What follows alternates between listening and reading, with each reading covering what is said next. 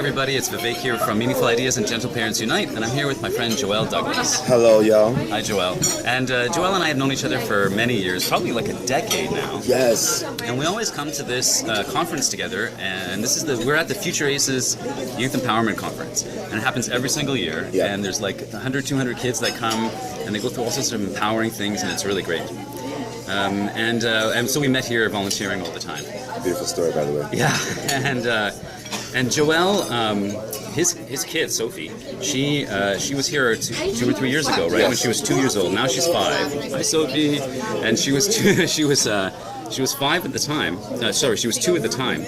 And we had this beautiful experience, and Joelle wanted me to talk about it on video so she could see it, but I want to share with all of you as well. And so what happened was, we were at the table. I was with Joelle and his partner and Sophie, and we were when she was 2, right? And we were all sitting around, hanging around, just talking. And Sophie kept taking the water, and she would spill some water on the table like that. And then her parents, Joelle, would say, "Oh, don't do that. We don't spill water. That's not what we do with glasses. We need to keep it in the glass." And help me clean it up. And then he'd take a napkin and he handed it to her. Here, pretend to hand this to me. And he handed it to her, and she'd go like that. She wouldn't do it. So eventually, at some point, they got distracted. The parents got distracted, and I was like, "This is my time." And so, yeah, I always like to get in when the parents are distracted. And I said, "Hey, Sophie, look at this." And I took the water and I poured it on the table like that. Whoops, more than I expected. And then I said, "Look, you can make designs with it and you can play with it." And then she was playing with it and we were playing with it and we were having such a good time. And then all of a sudden I took this napkin and I just handed it to her like this. I didn't say a word, I just handed it to her. She took it and she just started cleaning up like it was the most natural thing in the world. You know, and it didn't take, and I totally wet the table here, and it didn't take any force, it didn't take any coercion, it didn't take any manipulation, it didn't take any of the things that traditional parenting wants to do. What it took was the sense of being together, playing together, me really seeing the value in her action. And that's what really counts for this, you know, is in that moment, I didn't say no to her, I said a big yes, yeah? And from the foundation of the big yes, we were together, she was able to feel my guidance. When I handed her this, she knew I was asking her to clean it up because she did it right away. There was no resistance. Yeah. And how often do parents ask their kids to clean up and there's no resistance? It's not common, you know. But that's because there's like this sense of hierarchy that happens. There's a sense of top-down power structure, and then all of us, there's something in us that resists that, you know. We don't want to have someone having power over us, and we resist that, you know. And kids do it. I had this one parent who was telling me his kid had to take this medicine every day, and he would run away from it every day. And he's like 10. No, he's 15. He's 15, and he would run away from taking his medicine every day, even though he could die from not taking the medicine. And his father was like, "Why would he do that when he could die?" And I said, "You know, people like cross deserts to get away from hierarchy. They cross deserts to get away from oppression and to preserve their autonomy. Of course, your kid is going to do the same thing. Mm-hmm. If you have that feeling, our kids are always going to run from us, you know. And the traditional parenting paradigm, where we try and control our kids, over the years, slowly, the distance is created. Mm. And you can see that. You just watch any parents in the mall. You watch any parents on the playground. You can see, and then you watch parents with their teens. You can see how that distance is created. And teens don't want to listen to their parents. Yeah. They don't want to hang out with their parents. And I always thought, as a parent, I always thought, what decision can I make right now so that my daughter will want to hang out with me when she's 18? That was like one of the fundamental philosophies that I followed. And it actually happened, because now the two of us are best friends. Yeah. She actually comes here every year to volunteer with me. She's actually right there? She's actually right there. and it's just such a beautiful thing. So, you know, I really want to encourage parents and encourage you, though you're an amazing dad, and you already do most of this stuff. Thank you. But there's always room for us to grow, right? Always. I really want to encourage all of you parents to really try to shift how you relate to those moments. When you want to share some wisdom with your kid, like don't spill water on the table, but they have this impulse. Follow the impulse first. Trust their impulse. Celebrate their impulse. Really let them feel that you see them and you care about that sense of them. And then they'll be. I always say, if we visit our kids' universe, they'll be more willing to visit ours. you know? Yeah. And so that's, I think, was a perfect example of it, because I visited her universe. I went right into that spilling water thing. And then she was willing to come to my universe, which was cleaning up the table. Because otherwise, there's water all over the table. Yeah. Yeah. It's a beautiful story. Yeah. How do you feel about that, Joel? How does that affect you, having heard that story? Because you heard it for the first time 3 years later, right? I think it's touching because you always like to. It's always interesting when you hear the things that happen in the background. So obviously you are used to, as a parent, seeing your child in a certain way. So I think it's always nice when I hear about her interactions with other people outside of me and my wife, and in terms of the general idea of Sophia, or I'll put it as you already put there, as a human being, her being able to navigate and have that moment with you by herself was very encouraging and very, for me, uplifting. Yeah. Because it tells me that, first off, her engagement level is just supreme at that age. Totally.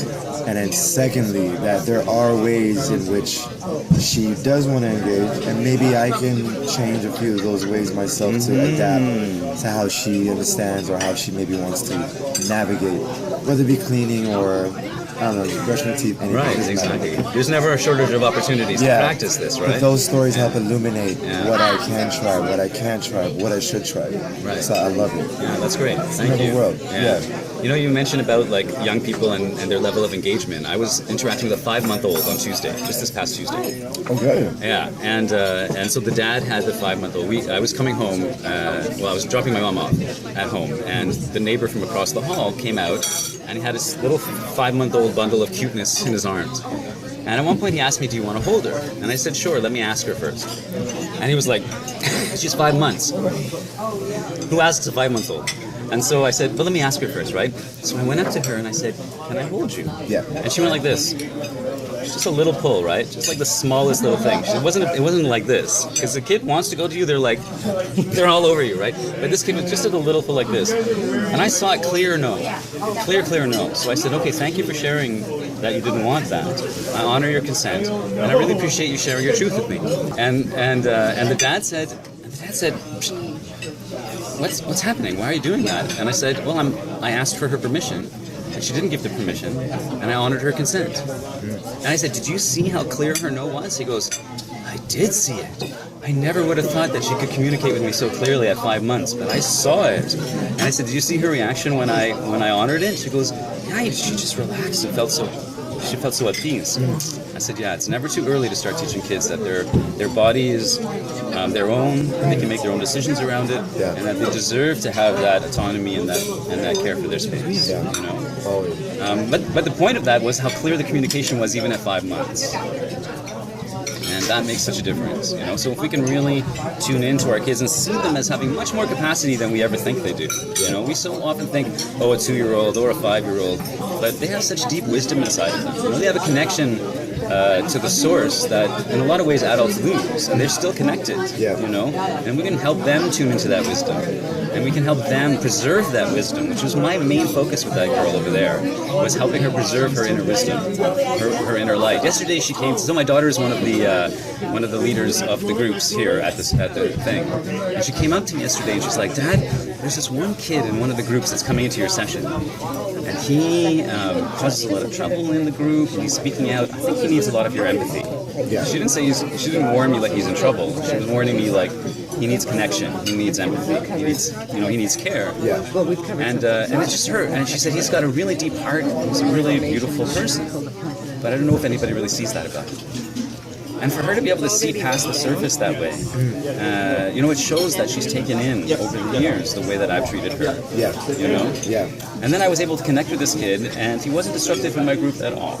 Because I connected with him, I told him how much I valued him, how much I appreciated him being in the thing. I asked him to be my partner in some of the partner work we were doing. Yeah.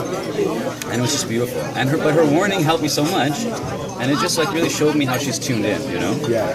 And that's what I wanted for her, for not to lose her deep wisdom, her ability to sense other people. Of course. Because you can tell your kid senses you from the inside out, right? You can tell how clearly your kid can sense you. Oh, right? I imagine, yeah. She can read every one of your thoughts. Yeah, She knows every one of your feelings. regardless, yeah. So thanks, Joel. I really appreciate you letting me tell this story and encouraging me to tell this story. Thank you. And I really admire you as a parent and as a friend. I appreciate it. Where can people find out about you and the stuff that you do? You can find me online. I go into the Poseidon J Maroon, J, capital M, AROON. I'm doing a lot of stuff. Whether it be Facebook or YouTube, you can type any one of those name, it'll pop up. And music, I'm doing my daughter. She goes under the title of Sophia Killer Beats. She's affiliated with the Wu-Tang and that sense of spirit. So, we thought it'd be a cool name to kind of drop. And she does her own production. So That's amazing. Making beats together and some sounds. So, I'm sure at some point we'll probably drop something, maybe a link under your video. But yeah, we'll do that. it's not about me right now. I'm just a parent in this capacity. It's all about this guy right here. All right. And his stories. All right. And so please follow me on Meaningful Ideas. Get more of this parenting information. Meaningful Ideas on Facebook and Instagram, and I have like over 50 videos on YouTube. And that's everybody. Thank you very much.